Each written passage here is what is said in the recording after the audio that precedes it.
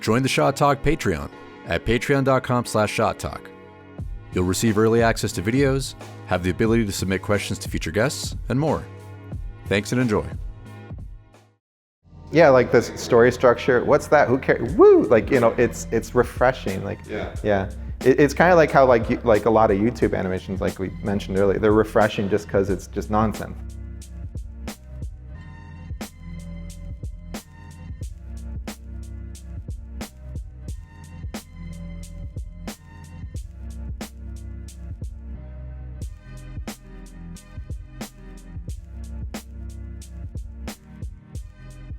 Hey guys, welcome to another episode of Shot Talk. I am here with the esteemed Jason Hendrich.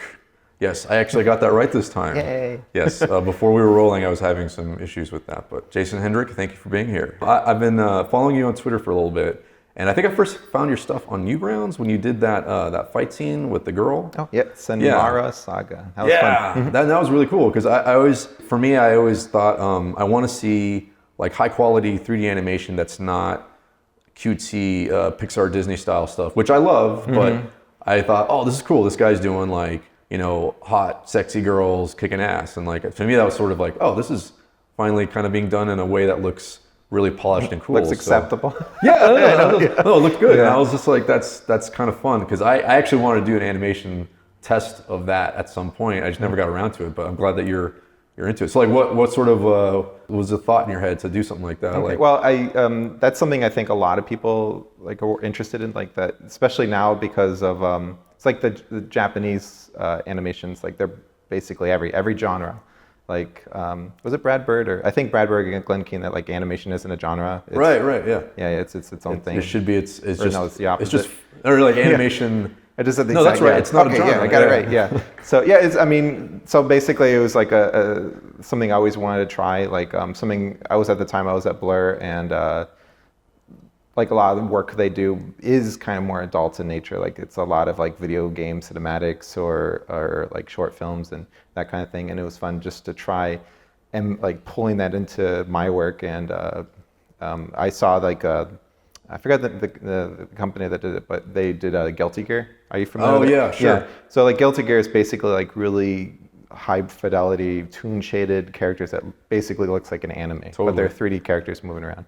Yeah. And that's a look that I was trying to emulate. So a friend of mine went to their game dev talk in San Francisco. It is actually like the thought process for making 3D anime looking things. It's actually really similar to doing it in 2D in that it's like shadows are controlled. Like a lot of problems with 3D is like the shadows are dynamic and it's just kind of like let it loose. Like, and this one they actually like paint the shapes so they look like designed.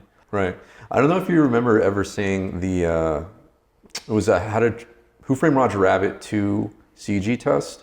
There wasn't like a bone system or anything. They just took Roger Rabbit's model and like sculpted every pose, and they had it in the hands of, I think it was Eric Goldberg, who's, you know, a master of cartoony 2D animation, and it looked so good. And I kind of wish that they actually went through with it because, yeah, back, I think in the early days of CG, they were trying different systems of how to animate, but I think my guess is that because there weren't a lot of 2D guys making the jump, that they ended up going with the more like, well, we'll just make bones and muscles and try to emulate real life, and then. I think it's like it's not like talent. Like it's just like there's only so many Eric Goldbergs or whoever was doing the thing. It's like when you start a film, you want to hire up. You probably, if you did it in that style, probably maybe five guys, and they're probably all like the cost would be crazy. Right. And then if you just do traditional, everyone's been training for the last 20 years. That Yeah, no, making that jump. That's cool though. I like that there's more, at least I feel like it's sort of the birth pains right now, trying to figure out stylized 3D, but to see movies like Spider-Man finally coming out, it's like, oh, we're going to start to set some benchmarks here, and it's going to start being maybe more regular. So yeah, now the movie looks super cool. Well, I know we've talked before a little bit. I know that your background, you're originally from Zambia. Zambia. I like Zambia though. Zambia, sorry. Yeah. The land of the, sounds like zombies or something. But so there wasn't like a big animation scene, obviously, I'm guessing out in Africa, right? Like at least that part no, of it's Africa. huge. You have no idea. No, I know they do have like a couple, like a studio or two in like Nigeria, but no, there's absolutely nothing in Zambia. So it was mostly just online. You taught yourself stuff, and then. Yeah. Well, I mean, I moved to the States in '94. I was in Zambia. I was in Zambia for I think about 11 years. Yeah. And yeah, like so I was born in Lesotho, grew up in Zambia. Mom, like there was a black market video store down the street. Okay. And so we got all sorts of weird stuff and like with animation stuff. Yeah, with animation. So like mom basically got, oh, this looks neat, and then she rented it, and it was Fist of the North Star, and yeah, it was completely crazy, and it was funny because she was like, oh, this is nuts, and then let's keep watching, like so. Dude, that speaks a lot because now all the stuff you do now is all like really like action heavy and stuff. So then in the States, I guess, is where you started learning. You going to animation school somewhere? Yeah, well, in high school, I was like, oh, Newgrounds, but it was weird because it's like in the culture of where I was in Edinburgh, like I know the university's got a really amazing animation program, but in the high school it's like mostly farmers and that kind of thing, and you probably don't want, like, it's not popular, that type of thing. So it's like culturally speaking, I felt weird by doing that kind of thing. Oh, that's funny. You didn't have anybody to like talk about animation absolutely with. No one to talk with. Like, yeah, everyone's just like, "Whoa, you going to the football game?" Like, and it's like, I guess, like, so. Right. I don't know. I probably wasn't strong enough to like, fuck this, someone do it. Like, but then after going to like Sheridan, it's just like it kind of opened up a world. Like all this was like a foreign concept. Like everyone's just like, you're going to work at the paper mill, like, you know, instead of like, oh, you're going to draw pictures for a living, or right. I mean, people still ask, like, like with like even the 3D stuff, like, hey, did you draw that? And it's like, sure, yeah. Like I just give up, like. Right. No, people used to ask if I drew Shrek, and I was like, yeah, you could say that, I guess. Yeah, sure. I mean, a little help with the computer, but yeah, I was kind of drew Shrek. So I don't know if people still do that, just because like now everything, like I think animation is kind of all over the place now. So it's hard to say. It's hard to get a perspective on that. I was gonna say that it's funny that because you bring up like sports and this and that. I think I have met artists and animators that do like the NFL and soccer and this and that, but I've noticed a trend, at least. A lot of them tend to I speak for myself anyways, where it's like I like MMA, I like boxing, because I feel like it's almost like they're characters and they all have their little backstories, and then it's almost like a tournament fighting game or whatever, where you put them together. It's like, oh, this is to me a little bit more interesting because it feels like there's I guess personalities that you can sort of clomp onto better as a viewer anyways. I always love it when they do that. They build up like a fight for like 30 minutes. They go in the backstory, do like montages, and then when they fight, it's like, bop, bop, it's over. It's over. Yeah. Like, dude, I don't know if you ever saw like the early UFC days, but man, those are really brutal. I remember those are when they actually had legit karate guys, and they just get they had their beat. Their gis, and they had guys like. But yeah, anyways, all that to say that I have noticed that artists tend to like not be that much into the big sports stuff. But anyway, back to you. Oh my God. So went to Sheridan, and I've heard about Sheridan because I was asking this other guy who's from Canada, like, what is it about Canada that makes so many artists and animators and entertainers? And it seems like in Sheridan, the city almost lets people know that they're around and that it is an option, and that they kind of like have a nice little signal boost, right, in the city. I don't know if that's... Yeah, well, I mean, Sheridan's actually in Oakville. Like, it's probably about a 45-minute drive to Toronto. So, it's weird because if like it makes sense. Like, let's just say Sheridan was in Toronto. Like, I think all that, it's like, yeah, it's like the town is well aware of like whatever this is, and they cultivate it. Like, and it's like known, like, because they actually have a lot of other programs. You can go there to be a dancer and go business school, and it's just like, no, it's literally known for the animation. Like they got to be so proud of that, I'm sure, because so many alumni come out of that and work in like big, American companies and this and that. So, but yeah, I always thought that was fascinating that people are aware. Like that's like I'm from Texas, and like no, that just doesn't happen there. So it's weird that it's cool actually to hear that some people are doing that. It's like Cal Arts. Like Cal Arts, you can learn interpretive dance, you can learn body painting or whatever, but ultimately, like, hey, you're there because you want to get into an animation studio or whatever. So. And it's kind of far out, like it's by like Six Flags, sort of in the middle of nowhere, like, and it's like, no, this is. I had a friend who went because he was looking at it for undergraduate, and he was so turned off by, the people lying in the middle of the hallway, just painted with flowers on their body, just motionless, and the fine art stuff. Yeah, and he was experimental animation, right? And he was like, I don't know if I want to go to this school, but anyways, like it worked out for him. He ended up at Pixar, but yeah, it's always like, yeah, it just reminds me of Sheridan in that way, where it's like ultimately. It reminds me of a story. I used to sneak into life drawing at Carnegie Mellon in Pittsburgh, and just cut like the teacher did. They're like, oh boy, someone's actually excited about this stuff. And I remember someone like brought in a door and just like some house paint, and they would just like look at the model, look at the door, look at the model for like 5 minutes straight, and then they just went drew a stick figure, and that was that. Like on the door. On the door. I know, on the model. On the door. I thought at first like they set the door next to the model, and then they decided to combine. They're like a Warner Brothers, like open it. Yeah, they didn't. That was it. And the teacher loved it. Everyone was like, "Oh, thought provoking." You're just. And I'm you're just the next evolution of the human like, mind. Yeah, it's like, oh, it's perfect. Yeah. I mean, I guess there's a place for that, but I mean, it's almost like a tertiary thing. Like, I mean, maybe something cool could have come from it. Like. Yeah, I mean, from my school, I always felt that, I don't know, because you have to ask yourself, what's the point of art? Because, which is a huge question, but I mean, for me anyway, I always thought that like, art is something that you share with other people. So if other people can't connect to what you're putting out there, that's a little selfish. Like it's a little self-satisfying. That's art, man. I don't know. Like, I don't know. Like there's a part that's also like, well, this is for me because I like it. But then I think sometimes when they go too far off that end where it's like, only my crazy brain trust of people can get this. And at that point, it's like, well, that doesn't seem like it's good. It's almost like masturbatory. Yeah, it's just right. Like, it's masturbatory. Yeah, there it is.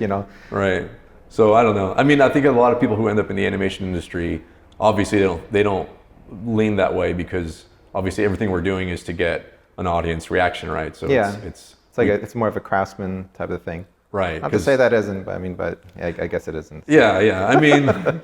There's a room in the world for everything, but yeah, I remember being in grad school and people just doing some really interesting stuff, and then me wondering like, do you want a job or not? Like, do you want to actually get paid one day for making art? So yeah. But anyway, I don't know. Like you said, I'm sure Sheridan had some similar. Oh, they had. Like, no, I don't. Yeah. I don't know. I think they did. It's just it was in another building and there wasn't much of it. So right. I think it's just the college. It's just here's a program, you want to do it, go for it. Like if I almost say like if you want to learn animation now, just with how expensive schools are, like even just taking an online course for a year, you'd probably get more out of that than really a lot. It's tricky too because people always ask like, should I go to animation school? Should I not go to animation school? And the component that I think people need to remember is that network and that connection that you make with people is super valuable. So I think for learning, you really don't need to spend that much money to become a really good animator. So maybe if you can become exceptional and get noticed with a demo reel, definitely save your money. But then at the same time, you get that network, so that's like it's like you're paying for the network. Right. I mean, another way maybe you could even just move to LA and get a school at Noman or go to Noman for a little bit. Right. And get creepy outside studios. I don't know. Well, I was gonna say I've met people that they just kind of snuck their way into studios and then got jobs that way because they're like, who the hell are you? And they're like, oh, sorry, I'm just a student. I want to learn something, and then they put them in front of a desk and I think that works for young. I don't think you want to do that when you're like 55. You can start going to the creep zone. Right, then it gets a little weird, but yeah. So then from Sheridan, did you get a gig out of that, or did you? I actually got I guess the big break is at DNA Helix, and that company doesn't exist anymore, and they actually were the ones that worked on Jimmy Neutron. Okay. So Jimmy Neutron was the first thing I worked on, and then. That was up in Canada, sorry. That was in Texas, actually. It was in Texas? Yeah, oh, wow. They're in Irving, like a suburb outside of Dallas. Were you doing remote work, or were you down there? No, I moved down there. Oh, okay, cool. It was really, actually pretty hard because I was engaged at the time, and we had to do like a long distance relationship, and I wouldn't recommend that. So, but we made, For how long were you down there? That was for about 2 years. Wow. Yeah. That's right. Yeah, I had a friend who he was engaged to. It was like a Romeo and Juliet situation because he was down in DreamWorks in Glendale. And then his fiance was up at Pixar, and they would just like every other weekend would run into each other. And I was like, man, I don't know how you do that. So it's hard. I wouldn't recommend it. But, people do it. So well, it worked out thankfully. So So you're down there for 2 years. So about 2 years, and then worked like after Jimmy Neutron, worked on Ampoli. That was a film for, it's kind of forgettable now, but yeah, I think that's like where I like really learned stuff. And What's the name of the movie? Ampoli. Ampoli, yeah. That's when they're like a talking baseball bat in that or something. Or? No, you're actually thinking of oh boy, that was at the studio in Canada at Stars Animation. Oh, my wife actually worked on that one. Okay, okay. Oh, so she animates or she helps. She with production does rigging and modeling. Oh, awesome. Okay, cool. Hey, there you go. You guys have a in-house. Yeah, got our own studio. Just make a movie, dude. Yeah. You guys are set. It's so easy. Yeah, so easy, man. Yeah, that's cool. But. And then after Ampoli, I don't think it did as well as they hoped, and the studio basically went under. And then I moved to Canada and worked at Core DP, who then went under. And I worked at Stars, who then had layoffs. And then after that, I went to Blur, and then I started working at Cinematics. Cool. Blur, yeah. And those guys seem like they're pretty set with. At least right now, anyway. Yeah, they're kicking. They're doing really well. Because that's right. Because you did the animation test for David Fincher's. Well, back forever ago when he said he was going to develop the Goon, right? Like, no, I worked on, we had like, I think 2 animation tests. One was like a screening for Comic-Con. That was fun. And then the other one was I guess a short film where they're in a bar and there's a zombie and I saw that his head one. blown off. Yeah, that was really fun. Yeah. Did you get to go to Comic-Con when they showed that off? Or? I didn't get to go in the room, but yeah, I got to go to Comic-Con. Okay, cool. It was like oh my God, it's like an anxiety room. Like there's so many people. Yeah, I couldn't handle it. It was fun though. Like, I mean, but yeah, it's just, that was a large crowd. You were in the crowd when they showed it? No, I wasn't in the room. Okay. I just went to Comic-Con. But you just saw oh, I see what you mean. Yeah, by seeing the sheer number of people. Yeah, I'm like, oh my God. Dude, like, I've been in a couple situations where where I'm at a film festival or a student show and you've seen your animation 100 times and you think you're okay with it, and then all of a sudden you have to face the audience in real time. Like, man, that's like, if I've told the story before on this show, I'll cut this out. But I remember there was a student show where it was about 500 or 600 people, and they twisted my arm to put my fucking Bambi cartoon in the show. And I didn't make that cartoon had anything to do with my schooling, but they were like, just put it in there. And I'm like, it's not appropriate. We really shouldn't put it in there. And yeah, I remember there was like this 80-year-old-ish couple in front of me, and like children in the front row, and they started. I don't know if you've ever seen that fucked up. No. Okay, I basically ruined Bambi. I made my own like 3-minute version of it for a film contest where you were supposed to do that, like take a Hollywood movie and ruin it. And yeah, it was like children were crying, and but like 85% of the audience was laughing, and the old couple in front of me were probably laughing the hardest out of everyone. So it was like, okay, good. Like but it was pretty nerve-wracking before it actually. But was the kids crying that you're just like that? That's when the smile turned. Like, yes, I was like, I know. I warned you guys. Yeah. I warned you guys. So yeah, no. I know. It's like those R-rated movies where someone brings in a baby or something. It's oh like, my God. Yeah, maybe you shouldn't do that. Yeah, so. maybe there's not the time and place for that. Although then that's what my mom did with me. So except not a baby, I was a kid. Like. I think I was 4 or something. But I don't know if do you like to go to Comic-Con every so often? I used to go a lot. Not as much lately, just because it's gotten so big. Like like San Diego shuts down. There's a billion people everywhere. I mean, I love that people are excited about animation and stuff, but yeah, it's just like that many people. Just it's a little ironically a little too Hollywood, right? Where it's just like. Well, I think Comic-Con started out as like Artist Alley and all that stuff, and then every year it gets smaller and smaller, and then the films and movies get bigger and bigger. And I think Hollywood, like especially with movies now, like they have to make $1 bajillion just to like do it. I think they like the crowd that goes to Comic-Con because they have a lot of disposable income. Right. And then when they become fans, they're like mega fans. Like they will dress up as your characters. They'll spend a lot of money on your things. It's like perfect for PR and advertising. Yeah. It's like literally the perfect person you want to buy your product. Right.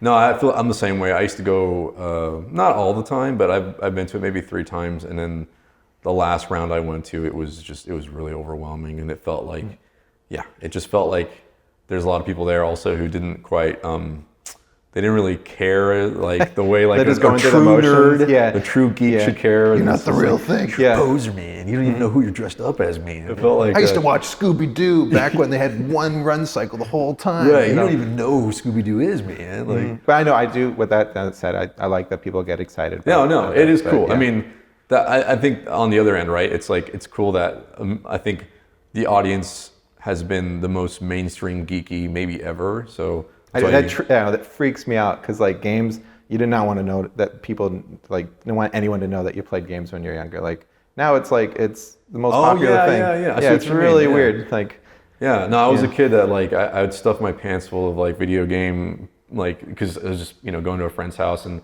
I remember like one day I'm fumbling for something and like an N64 cartridge falls out of my pocket and like it was back in the day I was like, oh, that's kind of embarrassing because like you're playing video games, but now it's No, you probably get applause everyone's like or something. posing, trying to pretend like they're into I know it's video like kids games. that like are wearing Mario shirts and I'm like, you weren't even born when Right, that game right. came out. Like How but- do you even appreciate that? I know. Do you know how horrible games were back then? Oh geez. Yeah.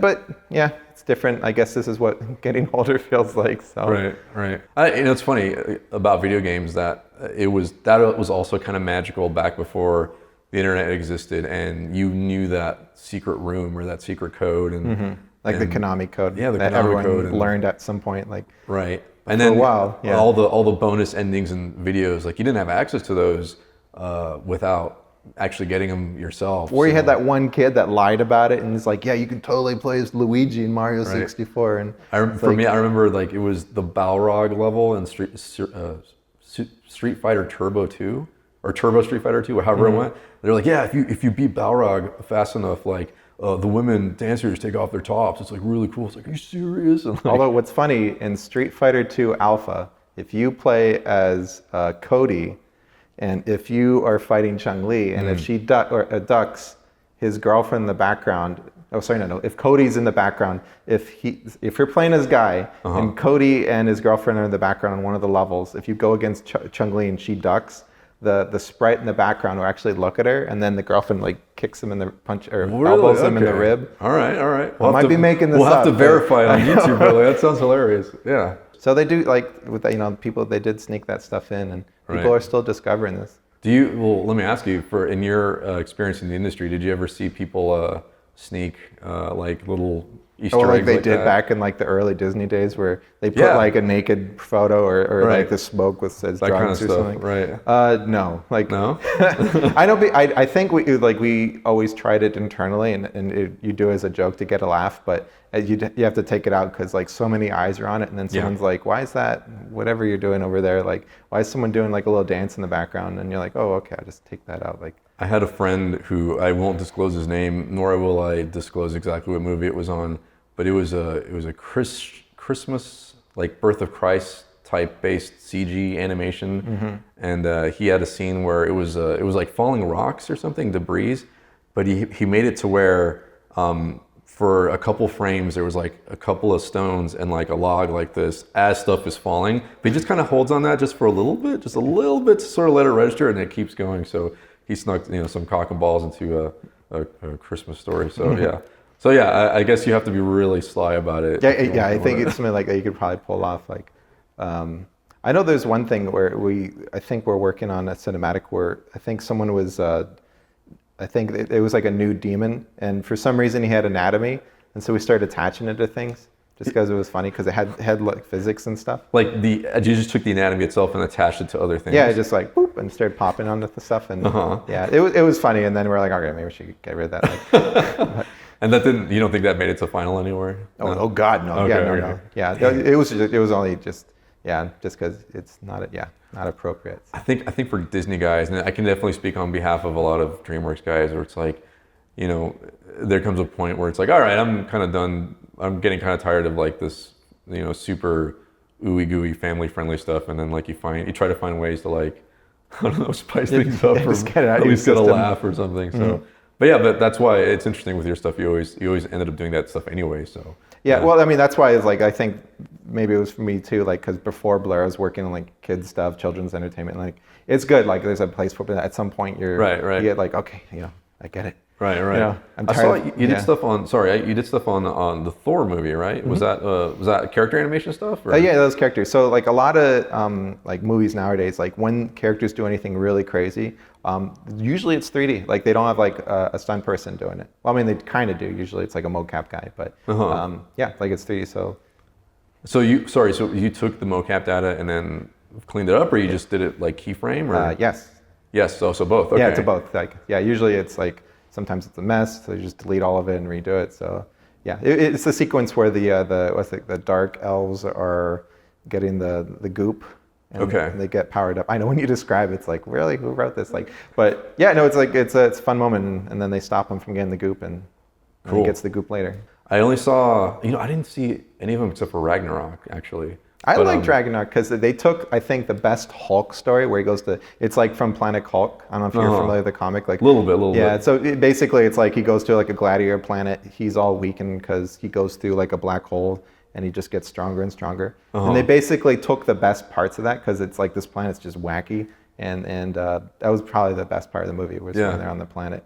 Yeah. And then after that, then you have to fight the generic big bad and, I want to get you guys. And Right. Yeah, no, I agree. That little section was a lot of fun. Like that whole journey of seeing that world, and I don't know, the production design on that movie was nuts too. I thought I don't know, it was colorful, but not like in bad taste. You know what I mean? Like it was done. Yeah, like the planet had like this gaudy, awful look, but it works because it's a garbage planet. Like right. Yeah, no, and then Jeff Goldblum's character is like this flamboyant. Oh my god! I just want the whole movie just with him in it. Dude. Like, was it the stick or something? The melt stick or something like that? Yeah. They should do a spin-off. Assuming he survived at the end of that movie. I don't know. They kind of made it look like the mob was gonna kill him or something. Well, they don't show him dying. So yeah, that's he true. Probably survives. Like, hopefully. Did you ever watch Heavy Metal, the 1980 version? I have. Okay, yeah. I feel like that's a movie you would appreciate. I've watched that several times. I actually like, let's see, hanging's too good for him, burning's too good for him.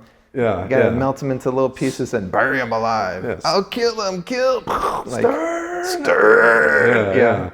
That movie, I always felt like it almost was like the precursor to Newgrounds collabs, where it felt like just a bunch of, because they had really the ragtime studios, like ragtag. You want to work on this thing? Sure, right.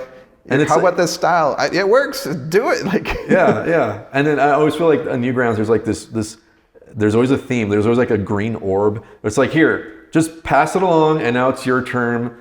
Do whatever the fuck you want. You mean? Yeah, the Lochnar, right? So like, I feel like that's just like the grandfather to all that, where it's just like everyone just kind of have fun and do whatever you want. And like, objectively, it's not a great film, but like, it's almost like for artists. How can you say know like, what I mean? I don't want to walk around with my dork hanging out? Like, Yeah, it's I know. perfect. Well, see that little section was like amazing. It's like this Amazing. generic-y barbarian guy, and then they throw on like VO from John Candy, and it's just, why not, right? Let's do it. Like, it's like, I don't know if that would happen ever nowadays, Right. aside from like an indie project, just because of, again, it's like, it's got to make $1 billion. John Candy. I don't know if he was like mainstream, but he was no small fish in the pond either. So. Yeah, no, I think he did it as a favorite. Like that, the Heavy Metal, it's weird because like the writer for it like showed up at Blur a ton. And Oh, really? Yeah, I can't remember, but the one segment where the airplane crash lands and then zombies start showing up. I don't know if you remember Yes, Heavy Metal. that's actually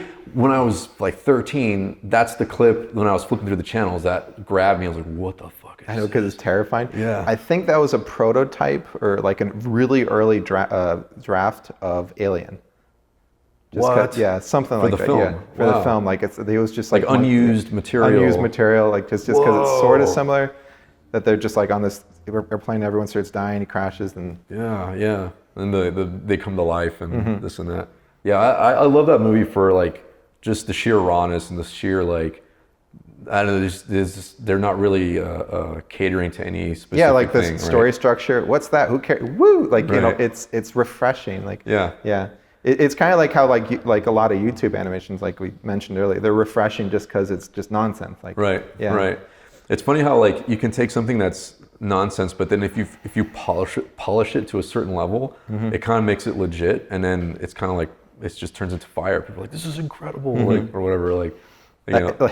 Like, have you seen the, was it SFM Valve movies? Oh yeah. Yeah. Yeah. Like, well, the Animus, derpy I think. ones. Yeah, Animus. Animus, and Yes. his ones, like, they're so dumb. But Yes. he puts so much heart and character into it that I'm more engaged in that than I would be in a feature film. Like, Dude, well, it's just like getting you to laugh. I mean, I feel there's this, I don't know, I feel like there's two kind of laughs, and like Hollywood usually goes for like the, aren't we clever? Wasn't that a funny wordplay? And then you got guys who like, you can't even explain to people why you're laughing, like visceral, like stupidity. it's like, you have to be there, man. And it's, I think a lot of times, like, movies now kind of resort to, I guess, script. Rather than like physical comedy, just because it's so much harder to pull off. I think it takes a good, I guess that's the power of a good, what do they call them, auteurs, where they do both the writing and the script, where it's like, you can take a script that has like 2 sentences, you know, in one scene, or maybe not that extreme, but you know what I mean, where it's like the most boring looking dialogue ever, but you know how, you know, hopefully if you have somebody cast that's perfect for it, and you know exactly what's going to be funny about it, like that's, like, I think a lot of Mike Judge stuff is like that. Like, you could take like the script to Office Space or like stuff from Silicon Valley, and it's like, it's not necessarily, haha, what a funny play on words, or like, oh, there's a punchline, but it's just how, I don't know, it's just like how real and weird the characters are that makes you laugh anyways. And having someone strong enough to fight off like executives saying like, this isn't working, this isn't working, this isn't working, this is working, and it's like constant. Right. And I think with like someone like Mike Judge, who is just like, you know, fuck it, you know, whatever. Like, that's like why a lot of his films like just resonate in like a very unique way. He had the early days of having to fight that stuff. Like, I remember hearing about when they were very much against using the hip hop rap music in Office Space, just because there was some lady who didn't like. Oh, when he's driving in the car and he's like, you know, and then he kind of, or like moments like that, or like, or he was specifically talking about like the montage where is it where they've beaten the printer? Like that, or like when they're installing the virus and they do the slow-mo like handoff with the thing. And they're like, we're just not into it. And it's like, no, that's ironic because these guys are so fucking like nerdy and not at all threatening in real life. So like, I know that's the comedy. Listen to this like super like violent, and they're just like passing discs around. And that's like, and it's working. And it's like you said, it's like you can't explain it until it's 100%. Like, because like a lot of people, even 99, they can't see it fully. They can't see it. And that happens with, I mean, I'm sure that happens with you with animation, where you're still maybe polishing. Oh no, something. no, for sure. A lot of times, like will bring things to final as soon as possible, which isn't necessarily the best way to do things. It's sure, like, I would never do that. If I worked at Disney, they'd be like, what are you doing? Like, right. But it's like, you have to do it sometimes. If you're working with clients, not to say like they're dumb or anything, but they're professional, like whatever is what they do, and they're hiring you for what you do. Right. And to convince them for something like that, you have to bring it to final almost immediately. Right, yeah. No, that was always a struggle with, and I remember I recognized that problem when I first started a studio gig, and I asked one of the supervisors, like, how do you deal with that? And he's just like, I usually just like try to polish shit out of it, and then and I'm like, really? Like, that's not the answer I want to hear. Yeah, no, it's horrible. Like, I don't like, it's definitely not like the path for like the optimal best thing. Right. But right. You just kind of hope that you get the right leadership. You know what I mean? And then sometimes when you do that, you actually will like, okay, they like it, so give me a couple more days to actually do what, you know, the proper way. Like act it out, reference, block, and all that stuff. These are the work hacks that people should take notes about. Yeah, it's like, maybe probably shouldn't do it, but maybe you should. Like, it's one of those. Like, I've heard of people who they feel really strongly about something in their scene. There's like a character animator, so they'll put something that blatantly is gonna get a note, so that they'll ignore. Well, that can backfire. I guess so, right? But that was his technique. It's like, he'd do something that they know they're gonna freak out about, and then this other thing that they didn't want them to notice, then he got away with. So it's just, Because the reason why I said they can backfire is if you do something really goofy, they might say, oh, that's perfect. Yeah, let's just focus on that. You know, right. You're just like, no. Like, I mean, not to say like, I think that's happened. I can't think of an example, but it's fair. Yeah. It can happen. It must happen once you maybe understand. Oh, it happens a lot with concept artists. Like, yeah. Because they'll like do like, you know, they usually do like, you know, pick A, pick B, pick C, and then they'll put like 100%, like, or 90% of their effort in A, and then B 10, and then C like -1, and Right. then the client will be like, I really like that one. It resonates. It reminds me of my boat. Oh Like, you know, my it's just God. like, right. oh, My okay, wife, yeah. dude, I literally was in a situation where the guy running the ship, he kept referring to whether or not his wife would like it. And we were making cartoons that were supposed to be aimed at like immature guys, you know, like from 13 to 35, you know what I mean? And yeah, he'd keep bringing that up, and I was like, I don't know anything about your wife. She may or may not be a funny person, but I don't know. That just is not convincing me that we should listen to you. Maybe she's not the right demographic. Maybe she's not the right demo. And, you know, it was just him wanting to like have the final word in a really weird way. So yeah, it was odd. It was like his saying, like his slogan. Yeah. I was like, well, Checking, yeah. well, my wife would think this is funny. I'm like, okay, well, I guess you win. Since we can't argue with her, she's not in the room. She's not here. Yeah. It's fine if she was. She'd be like, yeah, it looks It's like, what are you talking about? yeah, it's probably what would happen. Let them do their job. You're crazy. You're like, but dear, you know, you're supposed to. Oh, well. I thought, all right. I'm just gonna go through your IMDb real fast because I feel like there was something on here. I also cut all this out. I mean, you could leave it in. We could leave I'm it just in. saying. Do like a slow pan, have like that like ominous like music playing, like Yeah, fuck it. have like voices going through our heads speaking backwards. Do you ever like that kind of thing? Oh, that's something I miss. Like, I think animators nowadays, like, have you ever talked backwards, like, from listening to clips constantly? Wait. From, you mean when you're working and you Because I hear- know, like, software nowadays, when you play back, it won't play in reverse. But when I first started at DNA, you couldn't turn that off. So you would just hear Jimmy Neutron talk, like, you know, hi, I'm Jimmy. And you asking that? Hi. Like, you know, it's like, and then at some point you just started doing it. Like, so we'd start talking backwards to each other, see how close we could get to the. Right. No, And that's gone. Like, no one does that anymore. Such a shame. It's funny. Like, I feel like there was this art of YouTube pooping that, you know, like the great evil company YouTube is phasing out. But yeah, that's just, again, that goes back to, like, you can't explain the joke. You don't know why you're laughing, but it just sounds hilarious. You know what it is? I think it's being open-minded enough to think that, like, a character could be making such a weird noise, like letting your brain kind of go there. Be like, you see, like, you know, John Goodman, like, and you just like, that just kills you, right? Or the clip. Have you seen the one where Jimmy Neutron's he's working at a restaurant and the guy's like, hit the buttons, and he's doing all the math in his head, and then he tells it like, I'm just doing, you know, the change is like 30 cents, but he's like, no, hit the button, just hit the button. And then someone made an edit where they cut to him and it's got this ominous music playing. And it's just like, brrr, like he's trying to figure it out. Like, yeah, no, I love stuff like that. But I remember doing stuff like that in college, and yeah, people just scratching their heads and being like, I don't even know where you're going with this. I'm like, just trust me. Like, the internet, It'll work. There'll people online who will laugh at this. Like, trust me. Like, I remember actually when I was an animation mentor, I made this really ridiculous cartoon about a superhero who he's like this super buff guy, and he's wearing like a Pegasus suit, but it's all pink, but he's like super jacked, and I pitched this idea for Animation Mentor because there was, like, you know, you had the body type that was like the normal regular guy, but then they gave you access to like really huge ripped guys, and I was like, man, I don't know. I was trying But did you need a pitch to use the really ripped guys? Yeah, they had the mentor had to be like, oh, okay, this is a cool idea, we're gonna go with it. But yeah, I pitched him this idea, and he was just like, I don't know if this is. I'm like, oh, weird. come on, it's good. I ended up making that cartoon later on my own in 2D, and it's like a lot of people, it's like it did okay, you know, like it wasn't like a parody that gets like millions and millions of hits, but like I got like, I think at least 200,000 hits, which is not bad. But people still, like, you know, reference that and talk to me about it, and I'm just like.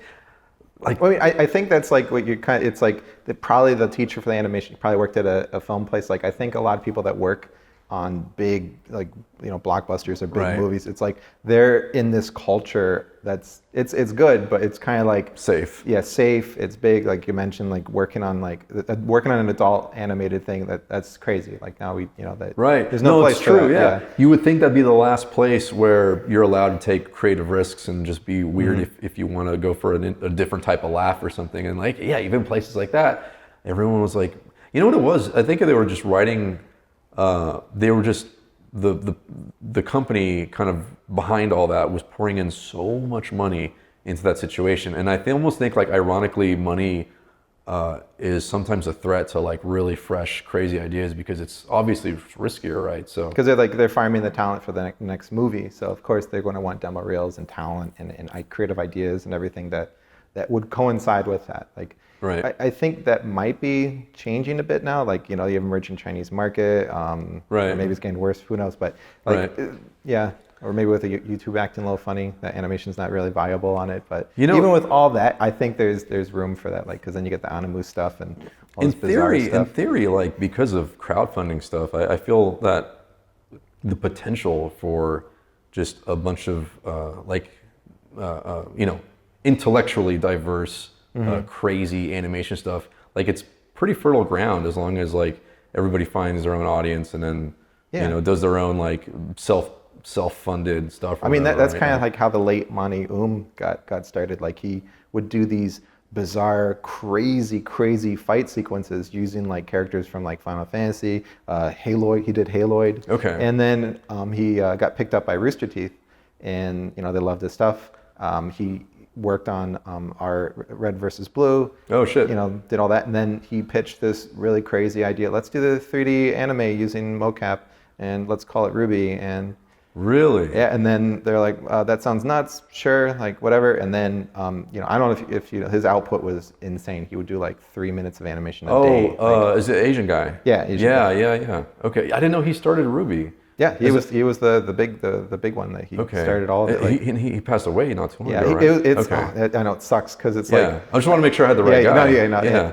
And it was like one of those freak things where I think he went to a doctor for just a routine checkup, and it just was like deathly allergic to something. Oh, that's sad. Yeah. That's crazy. I didn't know that he was behind Ruby because I learned about Ruby maybe a year ago. I went down to It's like number 4 in Japan. Like it's a massive show. Like it's absolutely nuts. Like an American. Wow. Yeah, Wow. It's bizarre. Like it's really big. That's crazy. Yeah, I went to Rooster Teeth down in Austin, and I was meeting just the fans of that were rabid, like foaming at the mouth. It's weird, and yeah, there's not like a giant studio behind it. It's just homegrown. I mean, I think that kind of goes into like the quality for Ruby isn't necessarily the highest. Right, But that's why it surprised me. The passion's there. Yeah, Like, yeah. I mean the lore, I guess, and the fan, or I mean the characters must be that interesting for it to be so huge. Because I thought the same thing too. I haven't sat down and watched it to have an opinion on it, but I thought it's not even animated that great. But although Monty Oom's shots are pretty good. Like, Oh, yeah? that guy, Okay. he's a monster. Like, Okay. but like afterwards, the quality started going down. But the output's really high. Right. And the characters are interesting. They all have arcs and everything. So I mean. yeah, I mean they're doing well because I met a guy who was the writer for Ruby Chibi, and it's crazy that they're making so much off of the original that they have room to have a budget for like spin-offs at this point, which is crazy. Yeah, Rooster Teeth's nuts because it was just like they did Red versus Blue. It was just like 2 guys or something, and it's like a tour de force in Austin. Like it's pretty wild. No, I was down there, and I remember Andy Serkis was there, and people just didn't care. People were just more excited about all the Rooster Teeth IP. Oh, how did he take it with you? Well, I don't think I could clearly see because it was like the main convention hall. And they had a part sectioned off where he was going to speak, and like there was plenty of seating. And I was just like, all right, well, I'm going to watch Andy Serkis since nobody else is going to. So yeah, I thought it was very telling of what Rooster Teeth. Maybe it's maybe that's like kind of like why I wouldn't say Hollywood's scared, but it's like a cultural shift where. I mean, unless these movies are massive successes, I don't know if people are watching movies as much as they used to. Right. I mean, they watch a lot of YouTube, that's for sure. Yeah, that's true. And I feel too that, I don't know, I also think Hollywood studios are because they're trying to, make extra money. Like, obviously everybody who's in this business is trying to do that, but I feel like they are catering more towards the Asian markets. And I don't know if that's necessarily a good thing, where I feel that... I know like a lot of movies now, they'll do as much as they can to make sure there's a VO for scenes. A V. VO, like voiceover. Oh, like okay. For big shots, big scenes, because that way it's easier to translate. Oh, interesting. Wow, yeah. Yeah, because I was looking at, what movie? I feel like in Asia that they're trying to, ironically, they're trying to emulate American action movies, and then we're trying to now cater our action movies for Asia. Yeah, because it's all from like Jackie Chan and Bruce Lee. And, Right. Yeah. But yeah, I think they're definitely trying to cultivate their own studios, because like the government is, probably very fearful of a lot of like Western stuff just basically demolishing the entertainment scene there. So they're trying to protect it as much as they can, only like let so many movies in. Right. It's like Asia in China, letting in. Yeah, so like they'll only have like allow a certain amount of movies to actually be like circulated through China. Maybe if they made the new Winnie the Pooh an action movie, yes, it would stand a chance. Yeah. Just got to redo that. Yeah. Just Winnie the Pooh mixed with Commando. Like, right. What's funny is like, jokes aside, I would watch the hell out of that. That'd be amazing. Yeah. Like, Christopher Robbins, like pulls out a grenade, see you in hell, Forrest, or something, and then you just. You ever heard of Cat Shit 1? No. You should Google that. It was it's like a Japanese CG animation. It looks like they're in Iraq. It's a bunch of bunnies with like oh my god, no, I have M16s. seen it. Yeah, it's 3D and it's like really well done. And they're just like murdering each other. Yeah, they're shooting camels that are like the terrorists or whatever. Have you ever seen, there's also another like a Korean animation called, I forget, it's about this little Pooh that comes out of a dog, and it's literally the life cycle of a Pooh, and it's really sad and like heartwarming. Wow. Yeah, he's just a Poo. Like you get attached to the Pooh. Yeah, you get attached to the Pooh, and then at some point he dies, and then you're like, oh, like no, the Pooh's dead, and then like a plant grows out of it, and it's like happy ending. Like, what determines if the Pooh's dead? Like, how does that, like, he just stops moving, or? Oh no, you just see the journey, and then he's just like, I forget how it's like he wonders where the dog went. Dries up, or like? Yeah, he dries up, and then he's like, oh, I'm dead, and then plant grows out of it, and it's really sad. That's the best part. It's like this whole joke, and you get emotionally invested in a piece of shit. That's incredible. See, we need to try stuff over here for real. That's why we should pitch that at Disney. Like, that's a good idea. Yeah, and well, you know what? They do it all the time. They always take foreign films that are successful, and then they let Kimba, you mean Simba? Yeah, exactly. Kimba the White Lion, and then Old Boy, let the right one in. So yeah, we'll pitch the Pooh story and make $1 million. So Pooh Commando. We'll make it out here in this noisy town of LA. So every time, I actually like that there's always a siren going by, because it like lets people know we're legitimately out in the middle of Hollywood, where so you don't have like a shack in the woods somewhere. Right. Like, there's like the people I'm at gunpoint. Like, right. What do you think of animation? Put a bag on their head and we stick Animation's great. Like, I love animation. Everyone should be an animator. Yeah, that's the best. Can I leave now? Like, yeah. Well, Jason Hendrich, got that right again. Thanks for being on the show, and got into some fun stuff today, and I think people will hopefully get something out of it. Well, so thanks for having me. All right, well, that'll be it for Shot Talk this week, and we'll see you guys next time. If you've enjoyed this episode of Shot Talk and would like to see more episodes in the future, please consider contributing to the Shot Talk Patreon. You can sign up today at patreon.com/shottalk. Thanks for listening. See y'all next time.